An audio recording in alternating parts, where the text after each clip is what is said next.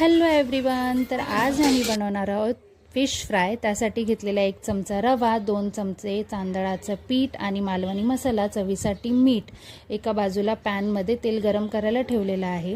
Marinate करून ठेवलेले fish आम्ही डिप करून नंतर शॅलो फ्राय करणार आहोत। आम्ही वेगवेगळ्या प्रकारचे खूप 3-4 प्रकारचे फिश घेतलेले आहेत। तर ते फिश कुठले हे जाणून घेण्यासाठी लॉन्ग व्हिडिओ पाहायला विसरू नका। लॉन्ग व्हिडिओ मी लवकरच अपलोड करणार आहे। आणि फिश करी देखील बनवलेली आहे। फिश करीची रेसिपी सेपरेट आहे, खूप छान आहे, ती देखील पाहायला विसरू नका। व्हिडिओ आवडला तर व्हिडिओला लाईक, शेअर, सबस्क्राईब नक्की करा। आजचा व्हिडिओ कसा वाटला हे मला नक्की सांगा। भेटूया पुढच्या व्हिडिओमध्ये।